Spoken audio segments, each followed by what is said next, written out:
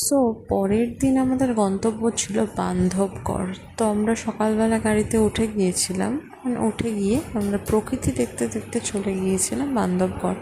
রাস্তায় ঘটে গেছিলো একটা দুর্ঘটনা, কারণ ওখানে দেখছিলাম যে আমাদের রাস্তায় হাতি অ্যাটাক করেছিল, তাই জন্য রাস্তাটা কিছুক্ষণের জন্য বন্ধ ছিল। এখানে চারিদিকে সাপ খোপ, আর রাত্রেবেলা হয়ে গেছে, বাফার জন্য ঢুকে গেলে স্বাভাবিকভাবেই বাঘের ভয়টাও একটা থেকে যায়। তো সেসবগুলো অতিক্রম করে আমরা আমাদের রিসর্টে পৌঁছলাম। তার নাম ছিল মোগলি। তো খুব সুন্দর রিসর্ট ছিল। ফার্স্টে ঢুকেই আমি একটা রুম ট্যুর দিচ্ছিলাম। এত সুন্দর একটা রুমের মধ্যে আর এত বড় বাঘের ছবিটা দেখে ফার্স্ট আমি একটু ভয়ই পেয়ে গেছিলাম।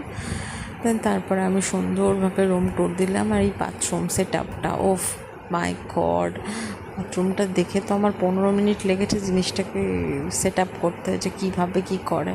অ্যান্ড ফার্স্ট টাইম এত সুন্দর একটা লাক্সুরিয়াস রিসর্টে এসে তো দারুণ ঘুম হয়েছিল। দেন সকালবেলা উঠে আমরা বেরিয়ে পড়েছিলাম বান্ধবগড়ের উদ্দেশ্যে। অ্যান্ড ওয়েদারটা মেঘলা ছিল, সেই জন্য আমরা বাঘ দেখতে পাইনি ঠিকই, বাট আরও অনেক কিছু দেখেছিলাম। সুন্দর সুন্দর সিনারিও দেখেছিলাম, এত সুন্দর সিনারিও দেখেছিলাম যে মনটা ভরে গেছিলো। যে মেঘলা দিনেও এত সুন্দরভাবে সাফারি হয় আমার জানা ছিল না। তো মাঝখানে এই জায়গাটা যেখান থেকে আমরা দেখছিলাম, আর এখানে একজন আঙ্কেল বাঁশি বাজাচ্ছিল। তো বাঁশি বাজানোটা এত সুন্দর লাগছিল যে আমি এখানে ওটার ভিডিও করে নিয়েছিলাম। তো এইভাবেই আমি আমাদের মধ্যপ্রদেশের বান্ধবগড় সাফারিটা শেষ করেছিলাম।